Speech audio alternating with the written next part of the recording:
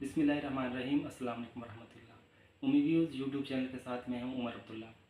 आज हम मुल्क की सियासी सूरत हाल और उसके अंदर जो कुछ डेवलपमेंट्स हुई हैं उस पर बात करना चाहेंगे, जिसमें इमरान खान और बुशरा बीबी की वकला जो हैं वो अदालत में पेश हुए हैं। इसके अलावा उमर चीमा ने क्या कहा और आलिया हमज़ा के बारे में अदालत ने क्या रिमार्क्स दिए, और इसके साथ साथ जमात इस्लामी का जो मुल्क गिर धरना चल रहा है उसके बारे में भी हम कुछ बात करेंगे।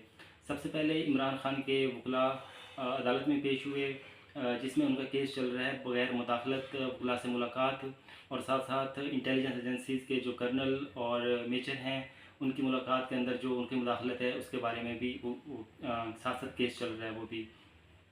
तो आज इमरान खान के वकला अदालत में पेश हुए, जिसमें शुएब शाहीन और लतीफ़ खोसर साहब थे।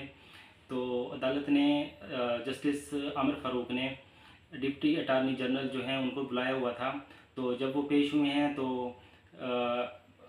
जस्टिस आमिर फ़ारूक ने पूछा है कि जी ये कौन से केस है। तो लतीफ़ खोसर साहब ने बताया है कि जी ये जो आईएसआई के कर्नल और ब्रिगेडियर जो हैं वो मुदाखलत करते हैं इमरान खान की मुलाकात में, तो ये उसके बारे में केस है। तो जस्टिस आमिर फ़ारूक साहब ने पूछा है डिप्टी अटार्नी जनरल से कि जी इसके बारे में वज़ारत दिफ़ा का क्या मौक़िफ़ है। तो डिप्टी अटार्नी जनरल ने बताया है कि वज़ारत दिफ़ा की तरफ से एक लेटर आया हुआ है, जिसमें उन्होंने इमरान खान के इल्ज़ामात को बेबुनियाद करार दिया है, और उन्होंने कहा है कि इस तरह की कोई बात नहीं है और उनकी जो मुलाकात होती है उसमें किसी किस्म की कोई मुदाखलत नहीं है।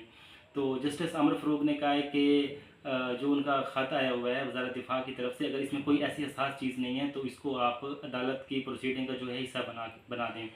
और उन्होंने साथ साथ डिप्टी अटार्नी जनरल ने ये इल्ज़ाम वापस इमरान खान पे लगा दिया है कि इमरान खान साहब इल्ज़ाम लगा रहे हैं कि जी उनकी मुलाकात में मुदाखलत की जाती है। इसके साथ साथ बुशरा बीबी का केस चल रहा था, जिसमें उन्होंने बुशरा बीबी के वकला ने दरख्वास्त दी थी कि उनका जो केस है 9 मई के जो 11 केसेस हैं रावलपिंडी के, उस हवाले से और जो कुछ खुफिया केसेस हैं उनकी तफसीलात ना फराहम की जाएँ उनके वकला को।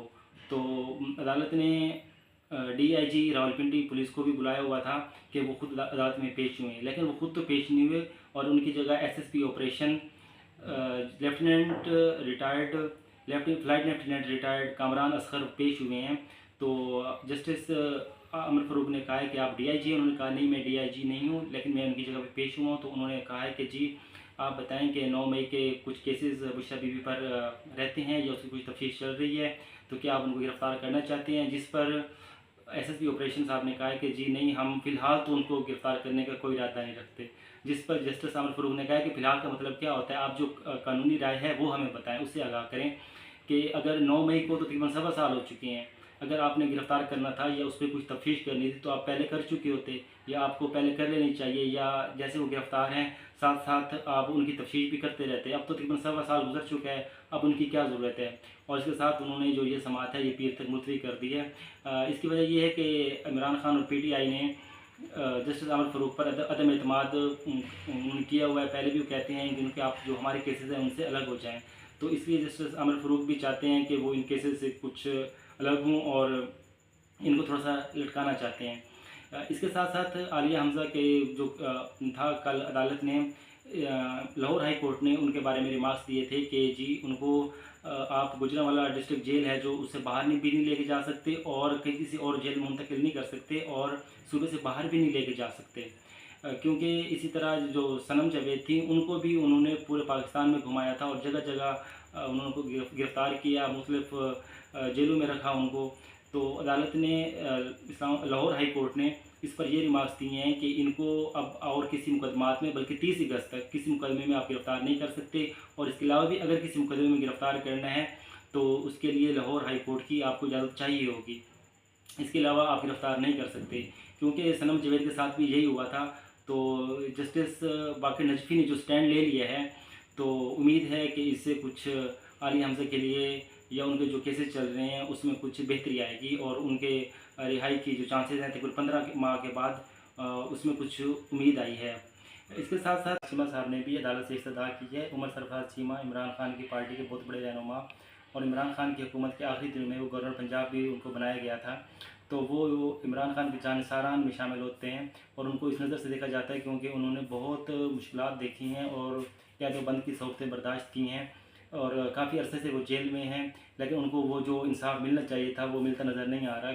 और उन्हें अदालत ने इस्तदा की है कि मेरी तबीयत काफ़ी ख़राब है, मैं काफ़ी ज़्यादा बीमार हूँ, मेरे कोहनियों में और मेरे कंधों में पानी पड़ चुका है, लेकिन पंजाब हुकूमत बहुत फाशिस्ट है, वो मुझे इलाज की सहूलियात भी नहीं दे रही, और जेल का जो अमला है वो हर दफ़ा अदालत में आकर झूठ बोलता है, और मुझे किसी किस्म को कोई रिलीफ नहीं दिया गया, और जो मेरी इलाज मुआवजा है उसकी तरफ भी कोई तवज्जो नहीं दी जा रही है। और जमात इस्लामी का जो धरना है वो भी बहुत अरूज को पहुंच चुका है। वो धरना जो है मुल्कगीर धरने की शक्ल इख्तियार कर चुका है। जमात इस्लामी के सरबराह हाफिज़ नईम उर रहमान साहब ने भी कहा है कि ये किसी पार्टी का धरना नहीं है, ये किसी जमात का धरना नहीं है, ये मुल्क के जो तमाम लोग हैं ये उनकी उस भलाई के लिए है, क्योंकि जो बिजली के बिल हैं, जो महंगाई है वो कहाँ से कहाँ तक पहुँच चुकी है। तो इमरान खान साहब ने भी इस धरने को सपोर्ट किया है, और उन्होंने अपने कारकुनान को कहा है कि आप इस धरने में जाके हिस्सा लें और इनकी आवाज़ बने, क्योंकि ये किसी एक पार्टी का मसला नहीं है, ये एक मुल्क गिर जो मसला है ये उसके बारे में बात कर रहे हैं। और हाफिज़ नईम उर रहमान साहब ने भी धमकी दी है हुकूमत को कि अगर आप हमारे मुतालबात नहीं मानेंगे, नहीं सुनेंगे, तो हम जो बिजली के बिल हैं वो अदा नहीं करेंगे। तो बिजली के बिल अदा ना करना इसका मतलब ये है कि वो सिविल नाफरमानी, कि ये अंग्रेज़ों के दौर में भी इस तरह की एक तहरीक चलाई गई थी, सिविल नाफरमानी, कि जिसमें आवाम जो है वो अपने जो बिल हैं वो अदा नहीं करती, तो हुकूमत जो बड़ी मुश्किल से पहले बड़ी मुश्किल से चल रही है तो उसका चलना मज़ीद मुहाल हो जाएगा। तो अल्लाह खैर करे, बेहतर करे, मुल्क के हालात बेहतर हो, हम तो ये दुआ कर सकते हैं। तो ये आज की जो सियासी डेवलपमेंट्स थी आपको बता देंगी, इंशाल्लाह कल मिलेंगे एक नई वीडियो के साथ। तब तक मुझे दीजिए इजाज़त, अल्लाह हाफ़िज़।